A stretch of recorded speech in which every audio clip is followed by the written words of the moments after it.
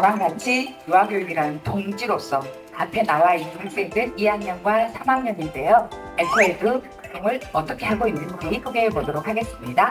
저희 동아리에서 유아교육과 환경보호를 결합하여 ESG 가치를 실천해온 사례를 발표하고자 합니다. 저희 동아리는 ESG 실천을 통해 지역사회와 함께하는 다양한 연계 활동을 추진하고자 만들어졌습니다. 환경보호를 위한 작은 실천이 모여 큰 변화를 일으킬 수 있다는 믿음으로 대학생들의 힘을 모아 예비 영유아 교사로서 미래 세대에게 긍정적인 영향을 미칠 수 있는 활동을 지향하고 있습니다. 미국 NCSS의 사회교육 프레임워크를 기반으로 아이들이 자원을 윤리적으로 소비하고 지역사회와 환경의 관계를 이해하도록 돕는 교육을 진행합니다. 취업할 대상 기업체를 선정하고 이 기업체에 들어가기 위해서 어떤 것들을 준비해야 되는지 이런 것들을 탐색하는 과정을 한 학기 동안 했습니다. 어떤 식으로 진로 탐색 학점제를 잘 활용했는지 한번 들어주시고 이 프로그램에 참여해서 많은 학생들이 이 과정에 들어왔으면 좋겠다는 생각으로 제가 부연 설명을 좀 하러 나왔습니다. 저는 대학 이전에 흑백 요리사였습니다.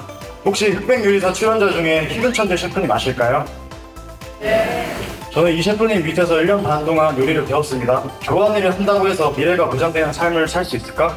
많은 고민 끝에 순천제일대학교 에너지서재 학원과에 입학하여 새로운 도전을 시작하였습니다. 저는 진로 탐색 협정제에 참가하여 목표 기업과 임무를 설정하고 여수에서 개최하는 취업 박람회를 참가하며 포스코 퓨처의 인사 담당자분과 상담을 통해 이 회사가 원하는 인재상과 필요로 하는 자격증 그것을 알게 되었고 이 회사의 준비성 및 미래 방향성에 대해 알 수 있는 시간을 가졌습니다. 이 학생은 따뜻함과 배려로 행복한 신입생으로서의 1년을 마친 연진영 학생입니다.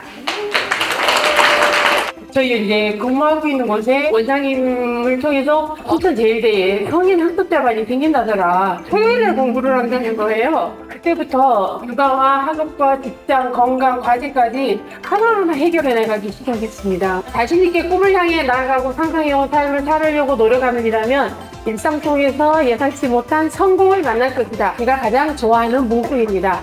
이 자리에 설 수 있는 것도 영광이고 너무 감사합니다.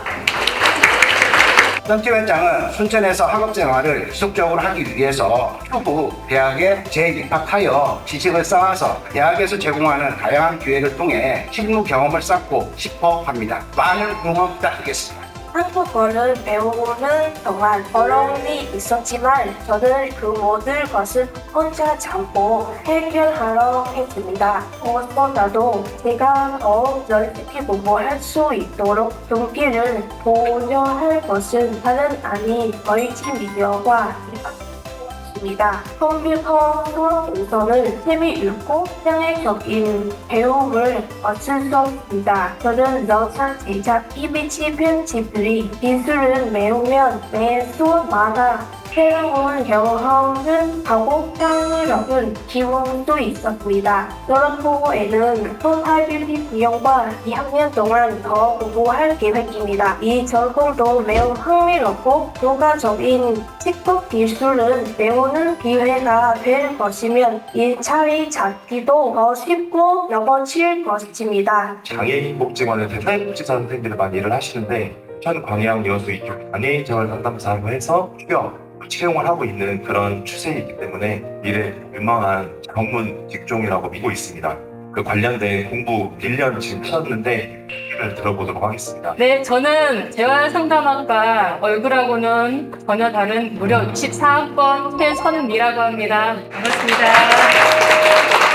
저는 수기공모 발표라 그냥 귀만 활짝 열어주시면 감사하겠습니다. 모든 일은 계획대로 흘러가지 않는다. 그래서 인생은 즐겁다. 우연히 모여 필연이 되듯이 이번 제일대학교 입학도 우연한 시기에 찾아온 기회였다. 늘 공부를 하고 싶다는 생각은 있었지만 도전의 어려움과 기회의 구조, 늦은 나이로 망설이고 있었다. 대학 입학이라는 커다란 도전 앞에서는 많은 고민이 있었다. 그러나 차츰 적응을 하면서 역시 잘한 선택이라고 느꼈다. 진정한 일의 보람과 즐거움이 무엇인지 모르고 있었던 내게 재활상담과는 인생 후반기인 졸업 후에 꿈을 갖게 해주었다. 내가 그동안 장애에 대해 가졌던 편견을 깨게 해주었고 사회적 약자인 장애인의 자립과 서비스에 관심을 갖게 했다. 나는 최대한 관심을 가지고 관계를 형성하려 노력했다. 내가 진심으로 다가가자 장애인분들께서 마음을 먼저 열어주셨다. 그때 느꼈던 감동은 지금도 잊을 수 없다.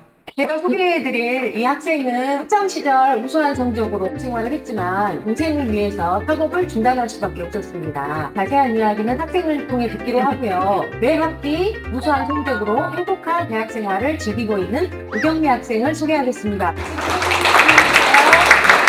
저는 미래휴먼융합부 사회복지 서비스 전공 1학년 우경미입니다. 저는 중학교 시절 아버지의 갑작스러운 죽음으로 가족을 위해 대학 진학의 꿈을 접어야 했습니다. 그러다 작년에 순천대 정원사 양성과정을 수료하면서 배움의 열정이 샘솟기 시작했습니다. 제일대학에 마침 전액 장학금을 지원받고 다닐 수 있는 사회복지 서비스학과에 입학하게 되었습니다. 입학 당시 사회복지사와 보육교사 자격증을 동시에 취득할 수 있다는 학과의 매력이 컸습니다. 입학 이후 저는 배움의 열정을 유지하기 위해 적극적으로 참여하고 내용을 정리하고 늦은 시간에 도착하면 복습도 해봤습니다. 마지막으로 자기관리, 규칙적인 운동과 건강한 생활 습관은 에너지를 유지시켜줬습니다. 더 열심히 배우고 나아가 사회복지사로서 많은 이들에게 도움을 주고 싶습니다.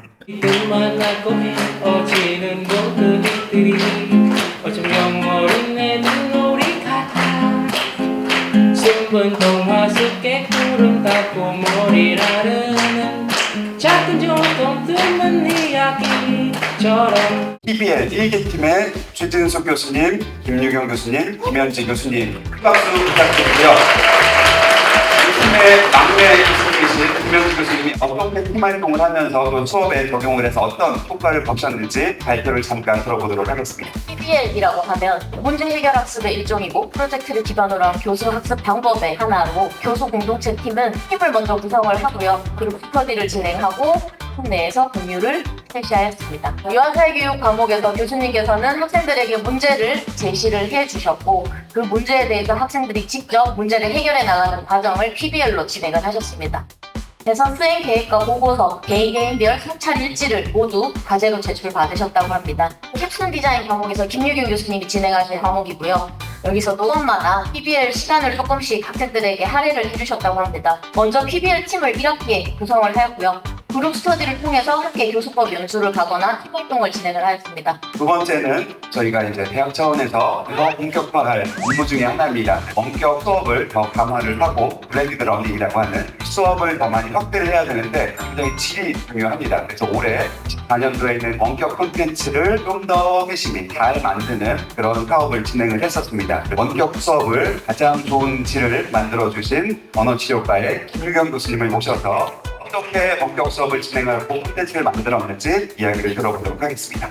이 원격 교육이라고 하는 것이 특정 다수의 대상으로 원격 교육이 아닙니다. 이 학과에 입학한 나를 알고 상호작용을 이미 하고 있는 특정 대상으로 하는 원격 콘텐츠입니다. 학생들은 원격 콘텐츠 안에서도 계속 저하고 상호작용을 하기 원한다는 걸 느꼈고 그런 부분을 만족한다면은 계속적으로 학생들이 원하는 학생 목표 달성하게 하고 대면과 비대면을 해볼 수 있는 그런 콘텐츠 개발, 때로는 반복 학습을 원하는 학생들이랑 맞춤형 교육, 마지막으로 학습의 즐거움을 느낄 수 있는 콘텐츠를 개발하고 합니다. 학교를 들으면 다들 어떤 순간이 가장 기억에 남는지 한번 여쭤보도록 하겠습니다.